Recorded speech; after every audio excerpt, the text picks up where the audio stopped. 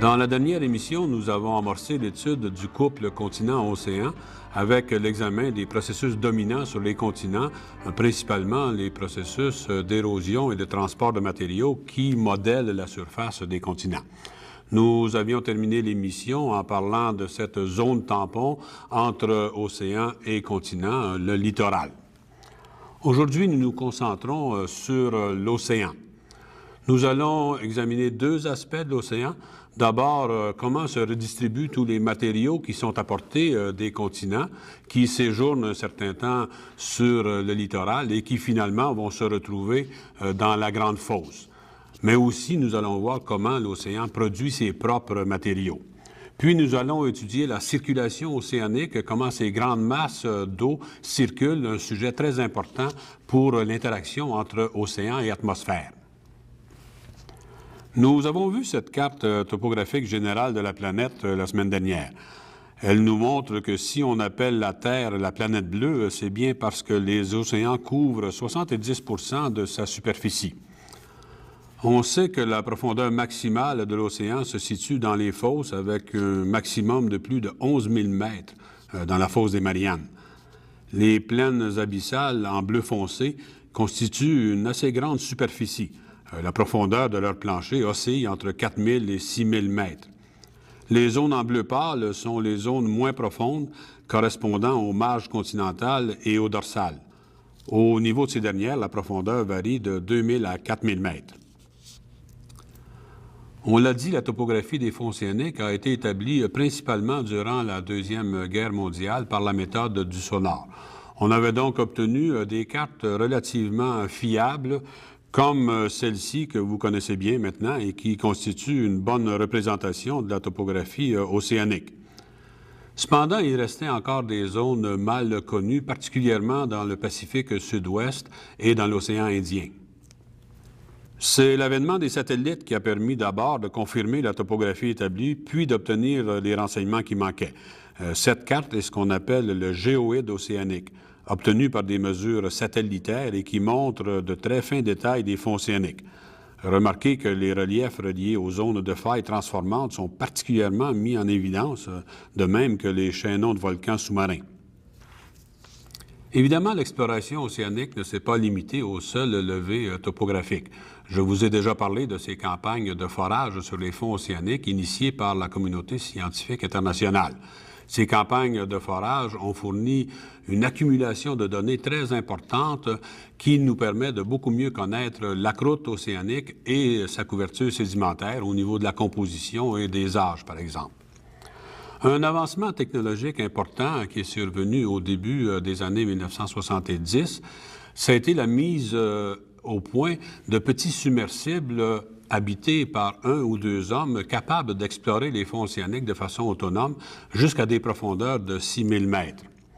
Ces appareils sont facilement manœuvrables, on peut les positionner avec une précision inférieure aux 10 mètres. Ils sont munis de bras qui permettent l'échantillonnage des sédiments ou des roches et ils sont munis aussi, évidemment, de caméras vidéo qui enregistrent en continu tout ce qu'ils voient. L'océan est un vaste sujet de recherche scientifique qui demande l'intégration de plusieurs disciplines de la science. La physique, la chimie, la biologie, la géologie. Bien sûr, nous allons voir qu'une bien petite partie de ce que nous avons appris et ce que nous continuons à apprendre sur l'océan. Nous allons surtout nous attacher aux aspects géologiques, ce qui touche particulièrement ce qu'on appelle la géologie marine.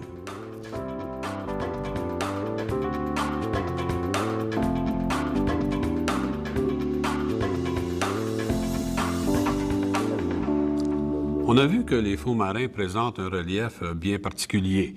Plateau continental, talus continental, plaine abyssale, dorsale médio-océanique.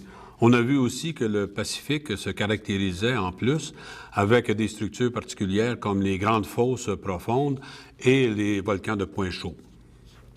Revenons à nouveau sur un profil de l'Atlantique Nord. On a le plateau continental où la bathymétrie, c'est-à-dire la profondeur d'eau, est très faible, comparativement au reste de l'océan, de 0 à moins de 200 mètres. La pente moyenne du plateau est très faible, beaucoup moins que 1 degré, 7 minutes seulement.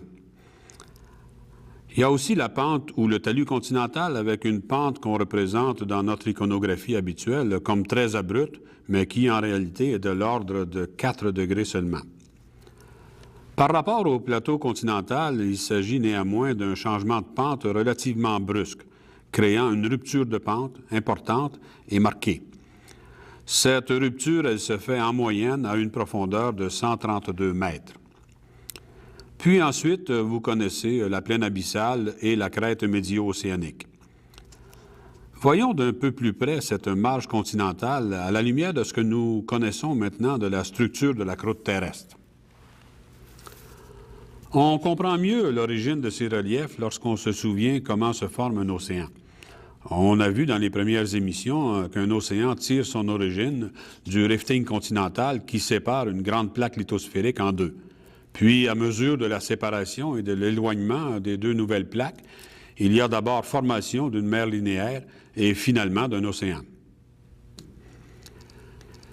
La topographie d'une marge continentale a hérité de ce processus de formation d'un océan.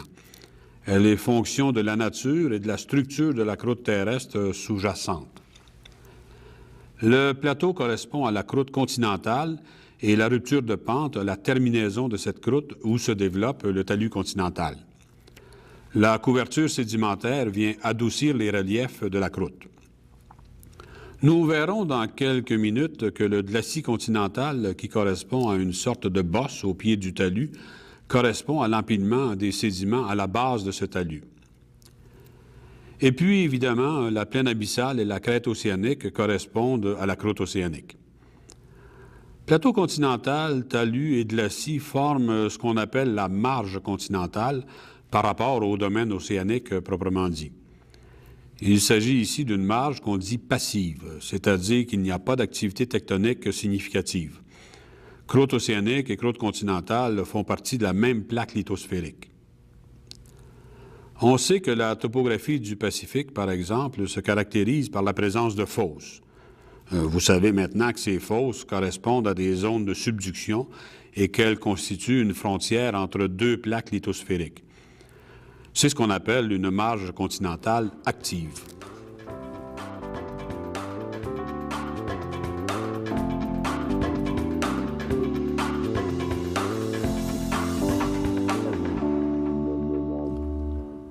On a vu dans l'émission précédente que bien que l'érosion des côtes constitue une source de matériel sédimentaire important, c'est véritablement le matériel qui est arraché aux surfaces continentales et déposé sur les deltas qui constitue le gros des sédiments qui sont apportés à l'océan. Ce matériel est redistribué le long des côtes par les courants littoraux, mais il demeure en transit. Il va être transporté subséquemment vers l'océan qui constitue finalement la grande fosse de dépôt. Nous allons voir que cette redistribution se fait principalement sur les marges continentales. Disons d'abord qu'on reconnaît deux grandes zones sur le plateau continental, le littoral et ce qu'il est convenu d'appeler l'offshore, la partie plus profonde du plateau. Une partie de la charge sédimentaire du littoral est transportée vers l'offshore, principalement par suspension. Il s'agit donc des sédiments à particules fines, soit des boues ou des sables très fins.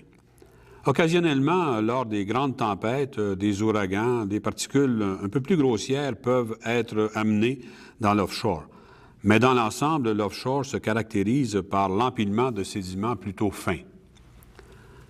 À la marge du plateau continental, au voisinage de la rupture de pente et sur le talus, l'accumulation des matériaux crée des masses sédimentaires souvent en équilibre fragile. Et le moindre séisme ou encore les effets de surcharge vont contribuer à briser l'équilibre. Il s'y produit alors fréquemment des avalanches qui entraînent de grandes masses de sédiments qui se déposent sur le glacis. En fait, c'est ainsi que se construit le glacis. L'autre partie de la charge sédimentaire du littoral, cette fois les sédiments plus grossiers, les sables et les graviers, est apportée à la base du talus et viennent aussi contribuer à la construction du glacis continental. Ces sédiments sont chenalisés dans les canyons sous-marins. En effet, à plusieurs endroits, le plateau continental est entaillé par de véritables canyons, qui sont le plus souvent des vestiges d'érosion qui a eu lieu durant les périodes où le niveau des mers était beaucoup plus bas. Certains de ces canillons prennent leur source tout près du littoral. Les sédiments y sont transportés par divers mécanismes tels les avalanches, le glissement en masse, les courants de turbidité ou la simple reptation, c'est-à-dire un glissement très lent de la masse sédimentaire. Ils forment à l'embouchure des canyon des cônes sédimentaires très volumineux qu'on peut qualifier de deltas des grandes profondeurs. On voit qu'en bout de piste, le gros de la sédimentation des matériaux qui proviennent des continents se fait sur les marges continentales. Un des mécanismes de transport et de sédimentation très importants qui joue au niveau des canyons sous-marins, du glacis continental ou des grands cônes des profondeurs, c'est le courant de turbidité. Pour illustrer ce mécanisme, prenons un exemple. Le courant de turbidité qui a eu lieu au large des Grands Bancs de Terre-Neuve lors d'un séisme en 1929 et qui s'est étalé sur la plaine abyssale de Somme. Ce courant de turbidité, il a été initié sur le talus continental au sud des Grands Bancs. À l'époque, les communications outre-Atlantique se faisaient par câbles sous-marins. Le 18 novembre 1929, un séisme dont la magnitude a été évaluée à 7,2 sur l'échelle de Richter et dont l'épicentre se trouvait à la hauteur du talus continental a déclenché un immense glissement de terrain qui s'est vite transformé en un courant de turbidité. Tout le matériel a été entraîné vers la plaine abyssale de Somme et s'est étalé sur une distance de quelques 800 kilomètres. Comme je viens de le dire, il y avait une grande quantité de câbles télégraphiques qui reposaient sur le fond. Pour les besoins de la démonstration, on n'en a représenté que quelques-uns ici. La vitesse de déplacement du front du courant de turbidité a pu être calculée à partir de l'heure à laquelle la communication a été coupée par un câble donné. Voici comment la chose s'est déroulée. On voit ici en coupe la marge du plateau continental avec des pentes fortement exagérées et la répartition des câbles sur le fond marin représentée par les points rouges. Le séisme a déstabilisé toute la pile sédimentaire et initié le glissement de terrain. Les câbles qui se trouvaient dans la zone d'avalanche ont été instantanément brisés au moment du séisme. Les sédiments se sont mêlés à l'eau pour former une coulée dense composée d'un mélange de boue et d'eau. Comme ce mélange est plus dense que l'eau, il s'est écoulé sur le fond et a progressé rapidement vers le bas de la pente. C'est le courant de turbidité. Les premiers câbles à se rompre l'ont été au moment du séisme, disons l'heure zéro. Les seconds le furent 59 minutes après le choc, les suivants à 3 heures et 3 minutes après le choc, puis 9 heures et 1 minute. Finalement, les derniers, qui se trouvaient à plus de 800 km de l'épicentre, furent rompus 13 heures et 17 minutes après le séisme. Connaissant les distances, on peut calculer la vitesse de déplacement du front du courant de turbidité. On a évalué que la vitesse maximum a été de 95 km/h avec une vitesse moyenne de l'ordre de 60 km/h. Ce courant a laissé un dépôt qu'on appelle une turbidite. Ce dépôt a une épaisseur de quelques dizaines de centimètres au début qui s'amenuise à quelques centimètres progressivement vers la fin. Cette turbidite contient une suite de structures sédimentaires qui lui est propre et qui permet aux géologues de reconnaître les anciens dépôts de turbidite. Ce mécanisme de sédimentation, qu'on peut qualifier géologiquement d'instantané, peut vous apparaître exceptionnel et même peu significatif. Détrompez-vous, c'est un mécanisme qui est très important au niveau des dépôts géologiques. Faisons un petit calcul pour nous en convaincre. Supposons que dans un secteur donné, il se déclenche un courant de turbidité à chaque siècle seulement. Supposons aussi que chaque courant de turbidité dépose une couche, c'est-à-dire une turbidite, de 3 cm d'épaisseur en moyenne. Après 1000 ans, il se sera déposé 30 cm de sédiment. Après 100 000 ans, 30 mètres. Sur une période de 1 million d'années, il se sera déposé 300 mètres de sédiment.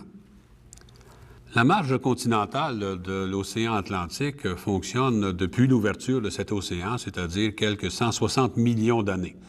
On considère que la marge de l'océan Iapetus, qui est cet océan dans lequel se déposaient tous ces sédiments qui forment aujourd'hui les Appalaches, a fonctionné pendant au moins une centaine de millions d'années.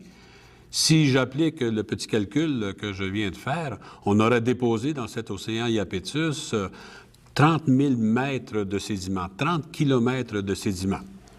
Vous voyez qu'on arrive à des chiffres qui dépassent l'entendement lorsque l'on met les choses dans une perspective de temps géologique. Évidemment, le rythme de sédimentation postulé n'est peut-être pas le bon. Est-ce qu'il s'agit d'une turbidite par 100 ans, 200 ans ou 500 ans? Est-ce qu'il s'agit d'une turbidite de 1 cm, 3 cm ou 5 cm? Les phénomènes de compaction n'ont pas été évalués. Par contre, les phénomènes de sédimentation, ce qui s'est déposé entre chacune des turbidites, n'a pas été calculé non plus. L'idée, en fait, c'était simplement de vous montrer que lorsqu'on regarde les choses dans une perspective géologique, on a donc là un mécanisme de sédimentation qui est très significatif. Les sédiments de la marge de l'océan Iapetus, qui forment aujourd'hui les séquences rocheuses, entre autres, d'une grande partie de la rive nord du bas du fleuve et de la Gaspésie, de Québec à Cap-des-Rosiers, sont constitués d'épaisses séquences à turbidites qui se mesurent en plusieurs milliers de mètres d'épaisseur. Sur cette photo, chaque banc résistant représente une turbidite. Les bancs moins résistants en retrait représentent les sédiments qui se sont déposés entre chaque coulée de turbidite. Nous venons de voir que la zone d'influence du continent en termes de sédimentation terrigène dans l'océan se situe principalement au niveau de la marge continentale. Nous allons voir maintenant que l'océan produit aussi lui-même ses propres sédiments. C'est ce qu'on appelle la charge allochimique. Un des éléments essentiels des océans, mais qui échappe à l'œil, c'est le plancton. Le plancton, c'est l'ensemble des micro-organismes qui vivent en suspension à la surface des océans dans une couche qui fait jusqu'à plusieurs dizaines de mètres et dépasse même les 100 mètres par endroit et qui est une véritable soupe organique. Plusieurs de ces micro-organismes possèdent un squelette minéralisé, soit en carbonate de calcium, le CaCO3, le minéral calcite ou aragonite, comme par exemple les foraminifères ou certaines microalgues du nanoplancton, soit en silice, le SiO2, comme les diatomées et les radiolaires. Ce monde microscopique est fascinant de beauté. Après la mort d'un individu, son squelette devient une particule sédimentaire. Il s'ensuit que la surface des océans produit une pluie continuelle de très fines particules. Cette pluie, elle est composée de matière organique non encore oxydée, MO sur le schéma, de CaCO3, calcite et aragonite, et de silice, SiO2. J'attire votre attention ici sur une limite naturelle en milieu océanique qu'on appelle la CCD et qui a une influence importante sur la composition des sédiments des fonds océaniques.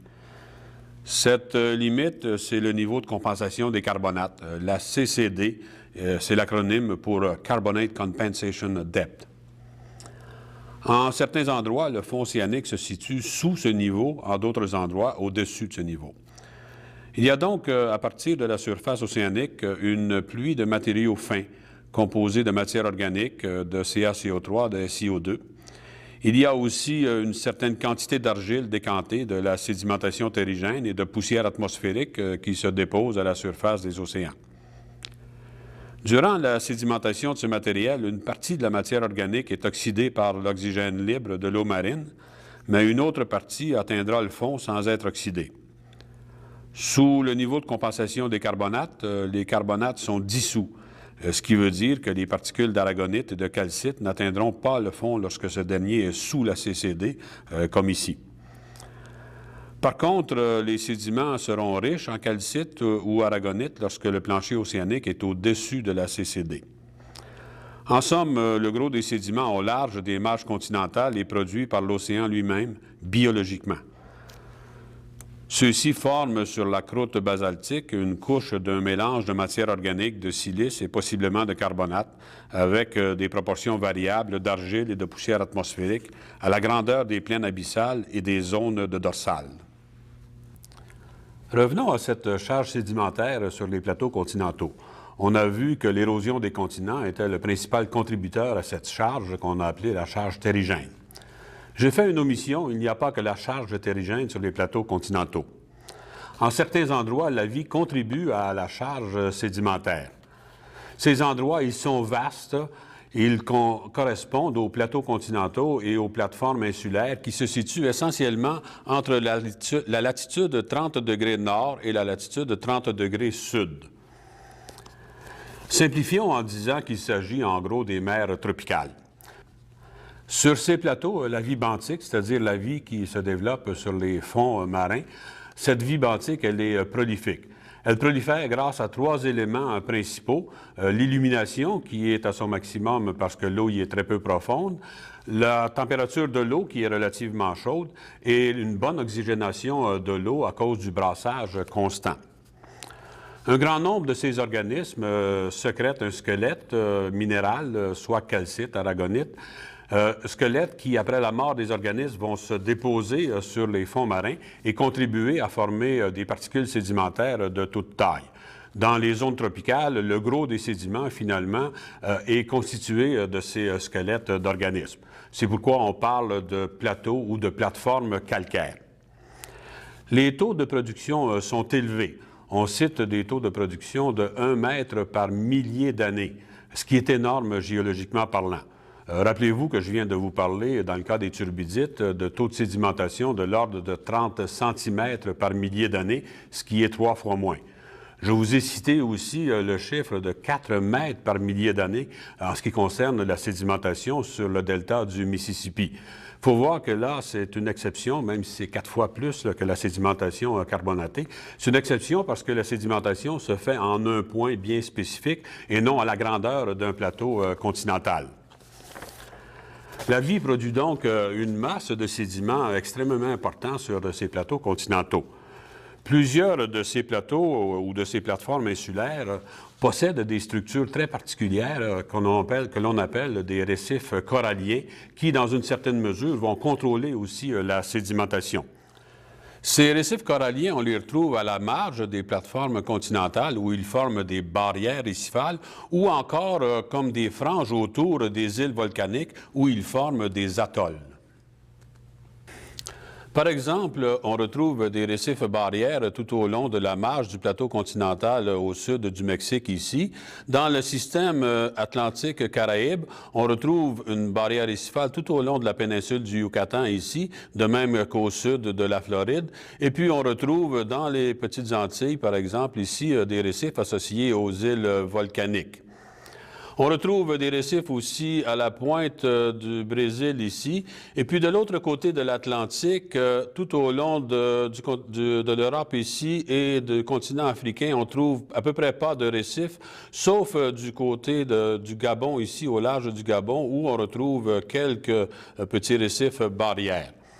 Si on vient maintenant dans l'océan Indien, on retrouve tout au long de la côte de l'Afrique, ici, du Mozambique jusqu'à la Somalie, incluant toute la côte ouest ici de Madagascar, on retrouve de beaux récifs barrières et on retrouve aussi beaucoup de récifs dans le golfe Persique ainsi que la mer Rouge ici.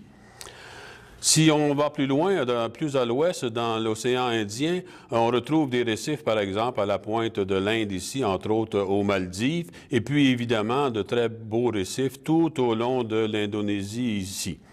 Dans le Pacifique, on va retrouver essentiellement des atolls associés aux îles volcaniques de points chauds. Et puis, finalement, le joyau des récifs coralliens, c'est la Grande Barrière d'Australie qu'on retrouve ici tout le long de cette côte au nord-ouest de l'Australie. Voici le responsable de la construction des récifs, le corail. Ce corail, il est composé de calcaire solide, ici de l'aragonite.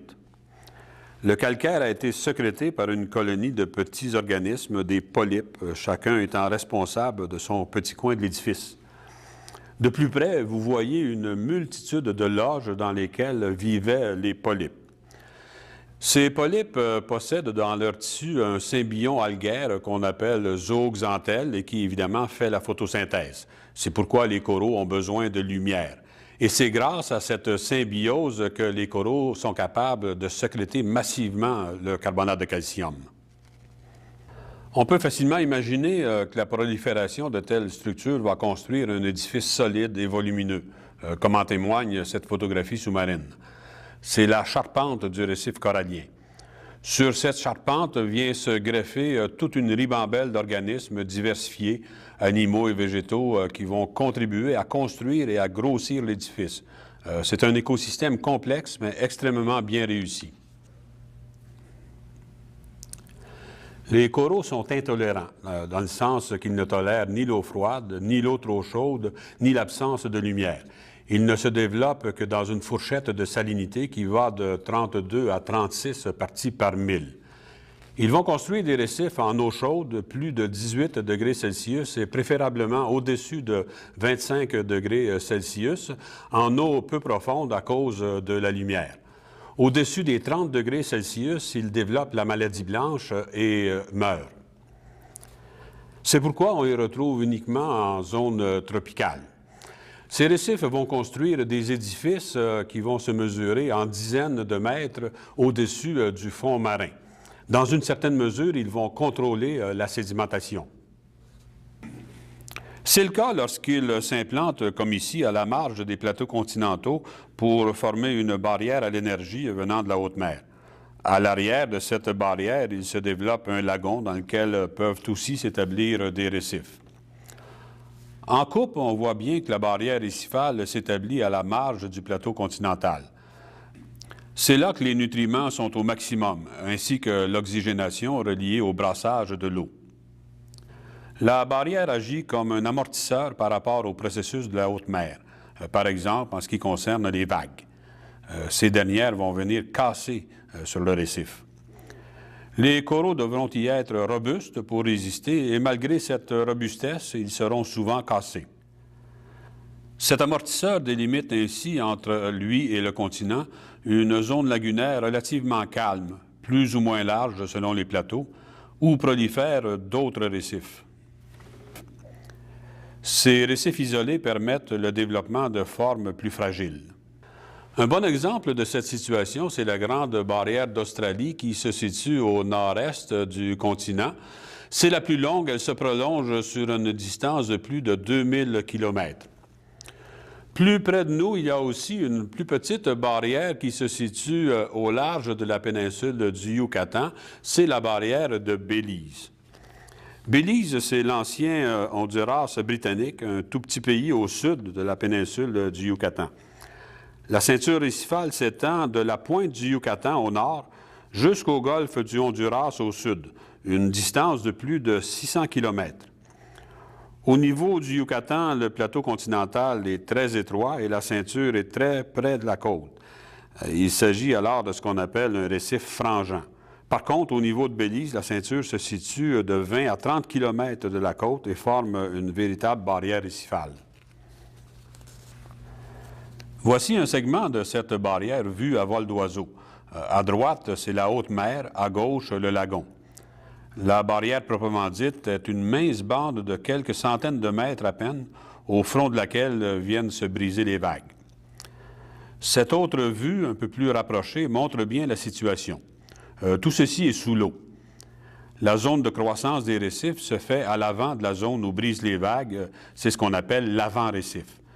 Les petites buttes brunes allongées, ce sont les constructions coralliennes, entourées de sable en plus pâle. Ces constructions s'étendent sur une largeur de quelques centaines de mètres seulement, puis ce que vous voyez en bleu foncé, c'est brusquement la mer profonde.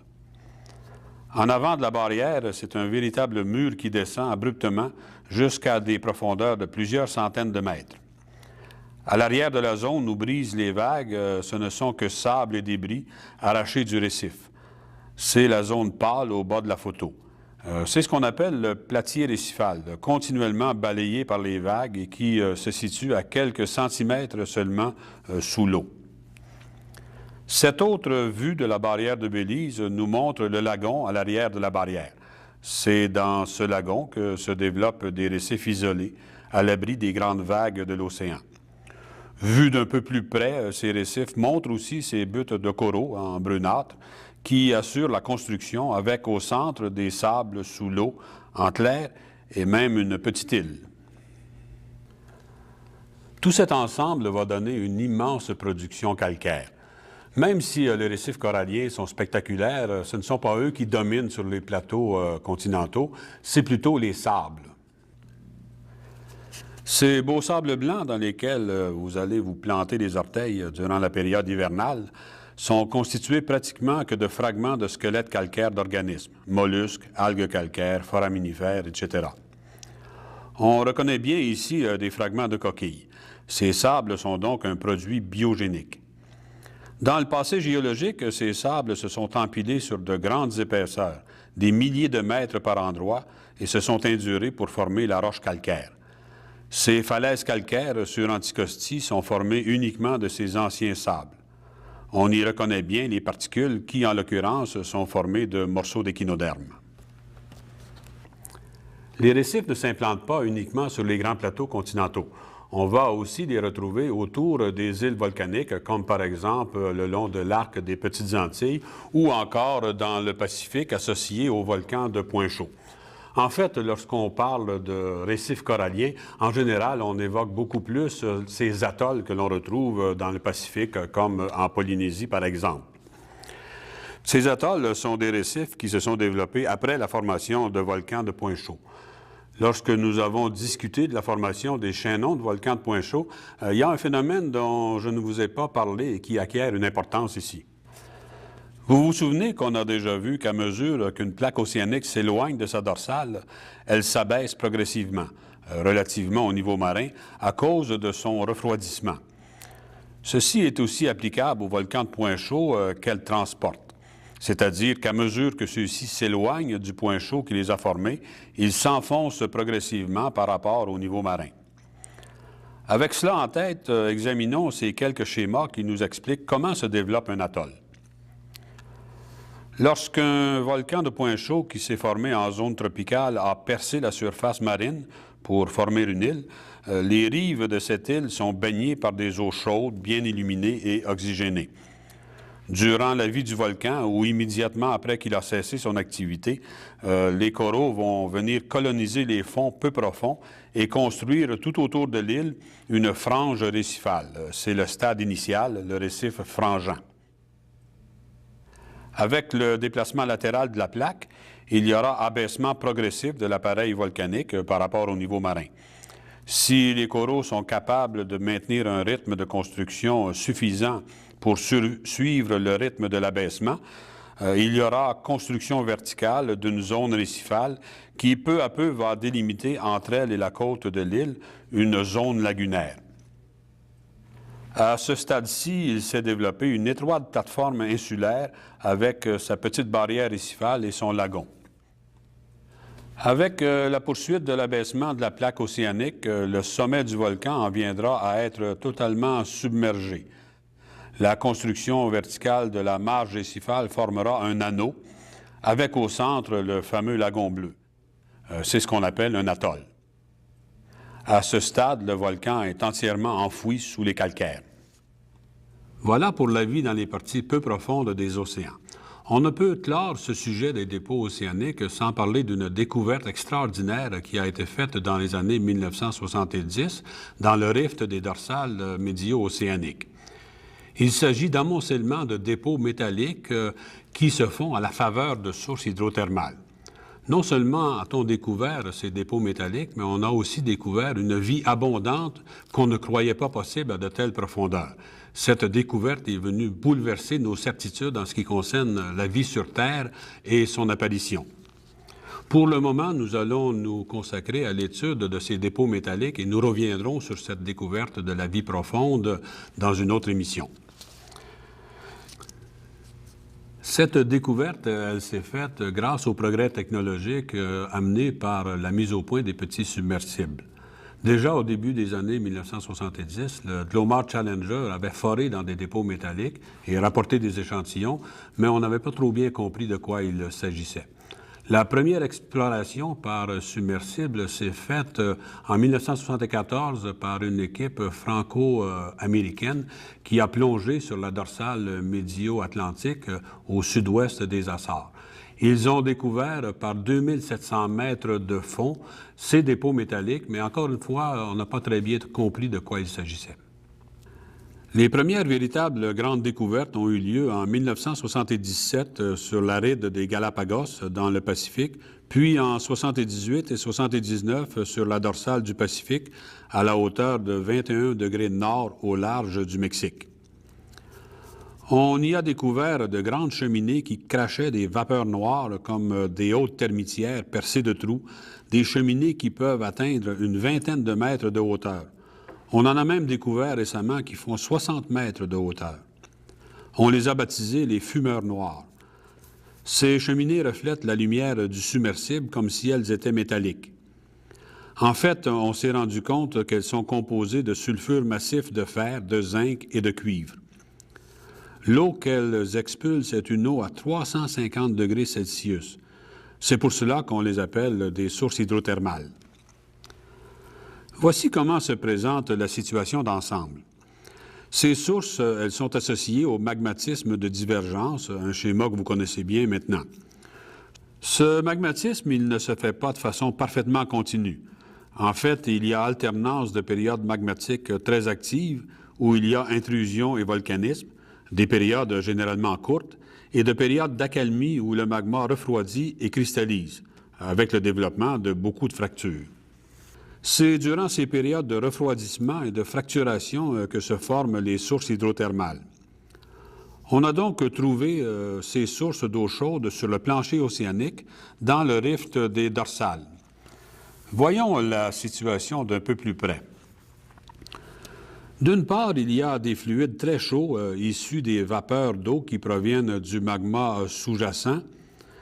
Ces eaux hydrothermales, qui peuvent être chargées en métaux dissous, s'infiltrent dans les fractures et remontent vers la surface grâce au flux de chaleur créé par la présence de la chambre magmatique sous-jacente. D'autre part, il y a l'eau de mer qui s'infiltre dans les fractures de la croûte.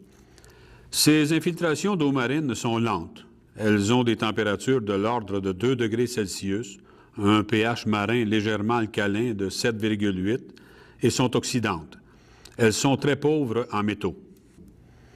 Elles viennent se mélanger aux fluides hydrothermaux qui remontent et finalement, c'est un mélange hydrothermal à 350 degrés Celsius, bien différent de l'eau marine, qui est expulsée dans les sources des fonds océaniques, formant ces fumeurs noirs.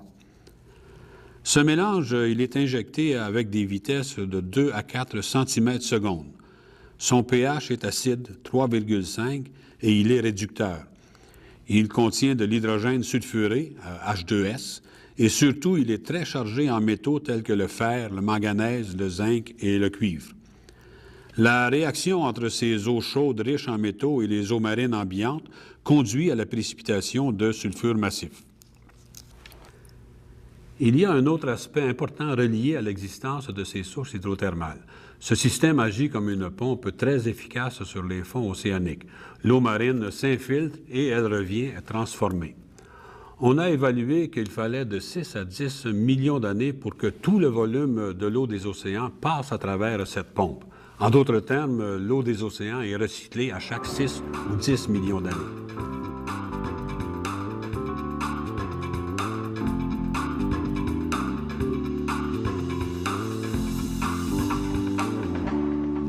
L'eau, sous sa forme liquide, constitue l'unicité de la planète Terre et son plus grand volume se trouve dans les océans. La circulation océanique est donc primordiale pour l'écosystème planétaire. Il nous faut donc bien comprendre cette circulation océanique. La circulation des eaux océaniques se fait à deux niveaux. D'abord, la circulation superficielle qui est en grande partie contrôlée par le régime des vents. Puis, la circulation un peu plus profonde qu'on appelle la circulation thermo-haline qui se fait à beaucoup plus grande échelle et qui implique les eaux en plus grande profondeur. Durant la période estivale, l'océan absorbe les fortes radiations solaires, les stocke sous forme de chaleur et redistribue ensuite cette dernière grâce aux divers courants océaniques de surface qui déplacent les masses d'eau. D'abord, les courants chauds qui déplacent les masses d'eau chaude réchauffées dans les zones équatoriales et tropicales vers les hautes latitudes. Puis, les courants froids qui déplacent les masses d'eau froide vers les zones équatoriales et tropicales où elles viennent se réchauffer. Cet échange nord-sud a une forte influence sur les températures atmosphériques et régule dans une certaine mesure ces températures. On évalue que s'il n'y avait pas ce régulateur, le flux de chaleur des latitudes méridionales vers les hautes latitudes serait 2 fois moindre, avec la conséquence que les contrastes entre les climats seraient encore plus marqués. Il ferait plus froid au pôle et plus chaud à l'équateur. Atmosphère et océan forment un couple intimement lié. La circulation atmosphérique influence les courants marins et vice-versa. Le meilleur exemple qu'on peut donner de cette relation intime, c'est le phénomène El Niño. Ce phénomène El Niño, c'est d'abord et avant tout un phénomène relié au Pacifique. Ce sont les masses continentales adjacentes à l'océan Pacifique qui sont influencées principalement par ce phénomène. Il met bien en évidence l'interaction entre l'atmosphère et l'océan. Examinons d'un peu plus près ce phénomène. En simplifiant, on peut dire que le phénomène El Niño résulte d'un dérèglement atmosphérique qu'on n'arrive pas à expliquer et qui revient périodiquement. Le tableau qui suit vous présente cette périodicité pour les 4 dernières décennies. On y voit une certaine périodicité qui se produit à intervalles de quelques 4 à 10 ans. Pour bien comprendre le phénomène El Niño, il faut examiner l'interaction atmosphère-océan au niveau de la zone tropicale du Pacifique, en temps normal, c'est-à-dire sans l'effet El Niño. Ce schéma que nous avons utilisé lors de notre discussion sur les cellules atmosphériques nous montre qu'au niveau de l'équateur, les vents alizés soufflent de l'est vers l'ouest.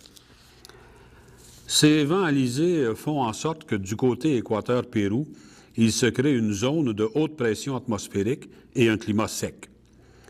Cet air chaud et sec des côtes du Pérou-Équateur se charge progressivement d'humidité lorsque transporté au-dessus de l'océan pour former une zone de basse pression et surtout procurer un climat chaud et humide à l'Australie et Indonésie avec des précipitations régulières. En soufflant vers l'ouest, les alizés poussent donc les eaux de surface vers l'ouest. Il en résulte un empilement des eaux océaniques du côté de l'Australie et Indonésie qui se traduit par une différence de hauteur du niveau marin entre les côtes est et ouest du Pacifique. Le niveau marin est plus haut de 50 cm sur les côtes de l'Australie et Indonésie par rapport à celui des côtes du Pérou-Équateur. Cet empilement des eaux cause un courant descendant qui entraîne les eaux chaudes de surface en profondeur, abaissant ainsi la thermocline. La thermocline, c'est le niveau marin où il se produit une chute rapide de la température en profondeur par rapport aux eaux plus chaudes sous-jacentes.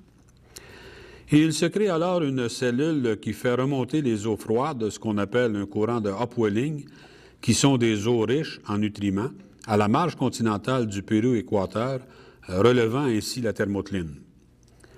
Cette dernière présente donc une pente. Ces eaux de remontée riches en nutriments sont une bénédiction pour les stocks de poissons. Voilà, ça c'est sans l'effet El Niño. L'effet El Niño entraîne une diminution ou même une suppression des alizés est-ouest, ce qui cause une augmentation de la pression atmosphérique au niveau des masses continentales du côté américain. Ce qui, à son tour, favorise la montée d'air humide et sa condensation dans la haute atmosphère, transformant un climat sec en climat humide, entraînant des pluies anormales.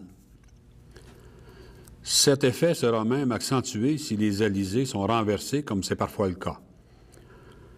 Du côté ouest, on assistera à un assèchement du climat, d'où ces incendies catastrophiques en Indonésie et en Australie qu'on a connus en 1997. Les courants de surface d'est en ouest meurent ou presque. Il n'y a donc plus d'empilement des eaux sur les côtes de l'Australie et Indonésie, ce qui entraîne un abaissement du niveau marin. La thermocline se redresse et la cellule de courant disparaît. Il n'y a donc plus de remontée d'eau froide et riche en nutriments sur la marge continentale du Pérou-Équateur. Il en résulte donc un réchauffement des eaux sur ces côtes, au grand plaisir des baigneurs, bien sûr, mais une perte des nutriments apportés par la remontée des eaux froides, ce qui est désastreux pour les pêches. Voilà, nous venons de voir le premier type de circulation océanique, celui qui est principalement influencé par le régime des vents. Le second type de circulation, lui, n'est pas directement influencé par le régime des vents. Il s'agit de la circulation thermohaline. Cette circulation, elle est influencée par les échanges de chaleur, thermo, et de salinité, haline. Les océanographes ont reconnu un cycle très important de la circulation océanique qui se fait à l'échelle des océans. Et ce cycle aussi se fait sur une période de 1 millier d'années.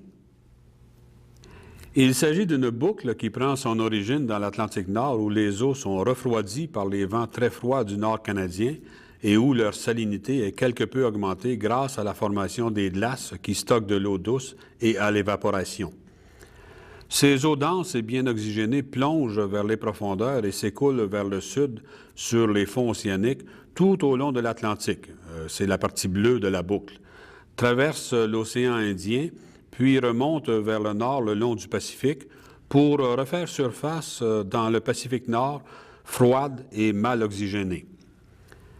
Elles se réchauffent et s'oxygènent tout au long de leur parcours en surface, la partie jaune de la boucle, du Pacifique à l'Atlantique et se refroidissent à nouveau dans l'Atlantique Nord, plongent et recommencent le cycle. Il faut environ 1000 ans pour un aller-retour. C'est ce que plusieurs appellent l'océan global. Cette représentation de la grande boucle est simplifiée ici. Vous trouverez sur le site Internet du cours une version plus complète. Vous y verrez, entre autres, que par endroits, il y a des remontées importantes à partir des courants de fond. Ce grand cycle à l'échelle du millénaire est très important pour l'équilibre océanique. Nous verrons cependant dans la prochaine émission qu'il risque fort d'être perturbé par le réchauffement climatique actuel.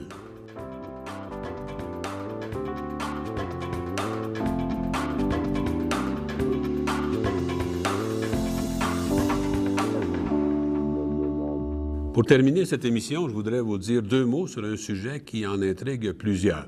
Qui ne s'est pas demandé un jour pourquoi l'eau de la mer est-elle salée alors que l'eau des lacs et des rivières ne l'est pas. L'eau marine contient en effet une quantité relativement importante de sel, pas uniquement NaCl. Les constituants primaires de ces sels, ce sont les ions chlore, sodium, calcium, potassium, magnésium et j'en passe. Avec d'autres ions en quantité mineure, ces ions comptent pour 35 parties par 1000 dans l'eau de mer. C'est ce qu'on appelle la salinité normale des océans. On a vu dans une émission précédente que ces ions peuvent se combiner pour former les minéraux, par exemple, de la séquence évaporitique, calcite, gypse, halite et sylvite. À la petite école, lorsqu'on demandait pourquoi l'eau de la mer est salée, on nous répondait c'est relativement simple. L'eau des rivières érode les continents et apporte ses sels à l'océan. Voyons ce qu'il en est de cette réponse. Tous ces ions dont nous venons de parler proviennent de l'altération superficielle des roches.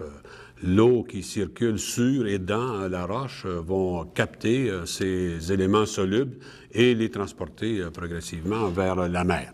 On évalue que les rivières aujourd'hui apportent annuellement à l'océan 2,5 milliards à 4 milliards de tonnes de sel. L'eau des océans s'évapore à la surface et laisse derrière les sels. Cette eau va aller s'acidifier dans l'atmosphère, revenir précipiter sur les continents, altérer à nouveau les roches et rapporter des sels à la mer. On pourrait donc penser que, finalement, la mer, à recevoir continuellement des sels comme ceci, va devenir progressivement de plus en plus salée. C'est ce qu'a cru un scientifique irlandais, John Joly, au début du 20e siècle. Il faut savoir qu'au début du 20e siècle, les méthodes radioactives pour dater les roches n'étaient pas encore mises au point. Elles n'ont été mises au point qu'au milieu du 20e siècle et que, par conséquent, l'âge de la Terre était plutôt mal connu. On s'accrochait toujours à l'âge de 100 millions d'années qui avait été calculé par Lord Kelvin. Cet Irlandais Joly, donc, s'est dit, c'est relativement simple. On a simplement à diviser le volume total de sel qui se trouve dans les océans par le volume de sel qui est apporté annuellement pour connaître le nombre d'années qu'il a fallu pour apporter tout ce sel à l'océan. Et ainsi, on obtiendrait l'âge de la Terre. Ces calculs l'ont donc amené à proposer un âge de 80 à 89 millions d'années, ce qui est sensiblement proche de l'âge qui avait été proposé par Lord Kelvin de 100 millions d'années. Mais ce qui est très loin de l'âge que l'on connaît aujourd'hui de 4 milliards et demi d'années pour la Terre. On a toutes les raisons de croire que durant les derniers 600 millions d'années, sur la base de faune fossilisée et de données géochimiques, que la salinité des océans n'a pas changé. Alors, on est forcé de conclure que finalement, l'océan se débarrasse annuellement d'une quantité de sel égale à celle qu'elle reçoit chaque année. Il faut donc qu'il y ait ce qu'on appelle des puits de sel. Dans certaines régions du globe, certaines régions côtières, on sait que l'évaporation est de loin supérieure à la précipitation, ce qui fait que certains minéraux vont donc précipiter. On pense à la série des minéraux évaporitiques, par exemple. Ces minéraux vont donc être incorporés dans les sédiments et éventuellement dans les roches sédimentaires. Ceci forme donc un premier puits de sel. Le captage de plusieurs ions par les organismes du plancton et du benthos pour sécréter leurs coquilles ou leurs squelettes minéralisés constitue un deuxième puits. Ces squelettes ou ces coquilles minéralisées, après la mort de l'organisme, vont se déposer sur les fonds marins, vont être incorporés dans les sédiments et éventuellement dans les roches sédimentaires. Les embruns marins aussi constituent un autre puits de sel. Ces embruns sont composés d'eau salée, puisque ce n'est pas un processus d'évaporation, et cette eau salée, donc, va être transportée jusqu'à une certaine distance à l'intérieur des continents. Les géochimistes ont mis en évidence un processus important par lequel l'eau marine se débarrasse d'une partie de ses sels. À la surface des océans, il y a de minuscules bulles d'air qui viennent éclater, un peu comme à la surface de votre verre de Pepsi ou de Perrier, ou encore de votre coupe de champagne, ça dépend de vos habitudes de consommation. Donc, ces bulles viennent éclater à la surface de l'océan, elles projettent de l'eau salée, l'eau est immédiatement évaporée et laisse derrière de minuscules cristaux de sel qui sont entraînés par les vents ascendants dans l'atmosphère et redistribués à la surface des continents. Une partie de ce sel revient par l'intermédiaire des rivières, revient donc à l'océan. L'autre partie se dépose dans les sédiments et éventuellement dans les roches sédimentaires, particulièrement dans les zones désertiques où finalement il n'y a pas de ruissellement à la surface des continents.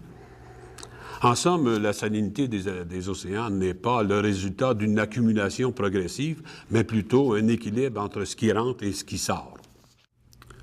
En terminant, je voudrais vous signaler deux petits bouquins pour ceux qui seraient vraiment intéressés à aller un petit peu plus loin sur le sujet des océans, un sujet important. Tous les deux écrits par Jean-Claude Duplessis, un géochimiste. Le premier écrit avec Pierre Morel s'intitule « Le gros temps sur la planète ». Le deuxième, écrit par Jean-Claude Duplessis lui-même, intéressant puisqu'il aborde aussi le sujet des changements climatiques, quand l'océan se fâche. La semaine prochaine, nous abordons justement ce sujet des changements climatiques. Nous allons voir principalement les grands cycles biogéochimiques et quelle est leur influence sur ces changements climatiques. Je vous dis donc à la semaine prochaine, je vous y attends.